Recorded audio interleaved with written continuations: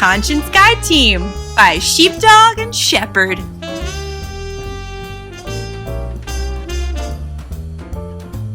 Conscience Guide Team 2.5. How does the conscience function after an act?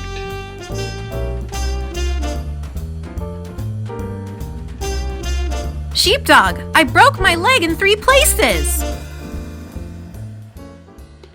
You should have stayed out of those places. He will be remembered as a sexual predator and unrepentant abuser who took everything and deserves nothing. That quote is from a newspaper article about an individual accused of sexual harassment, assault, and rape. That quote clearly indicates that people have an innate need for restitution and retribution. Underlying the need for restitution and retribution is an understanding of right and wrong, originating from an innate moral code and a conscience that is congenital. In the previous episode, we addressed how the conscience functions before an act. In this episode, we will address how the conscience functions after an act. After an act, the conscience will either approve of what the individual has done or accuse the individual for what he or she has done. The operation of the conscience is independent of external entities such as law enforcement, the judicial system, or the news media.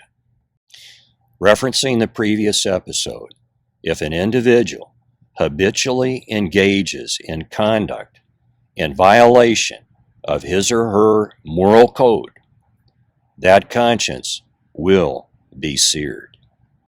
Consequently, the conscience will not perform its function of accusing or approving after an act. What if an individual escapes the judgment of an external judicial system?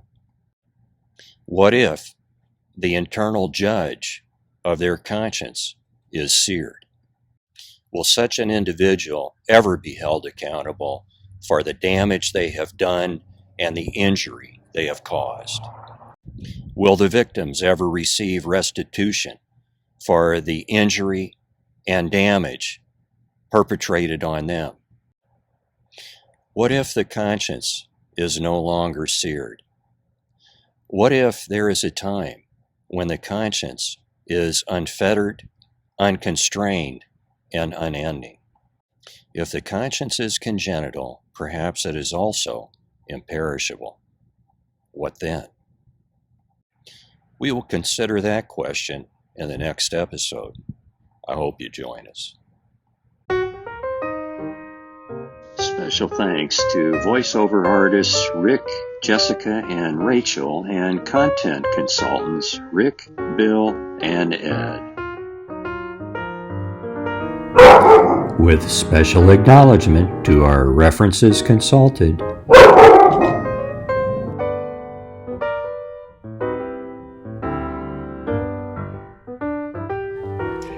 Thank you for watching our presentation on matters pertaining to conscience. Please subscribe and offer your comments.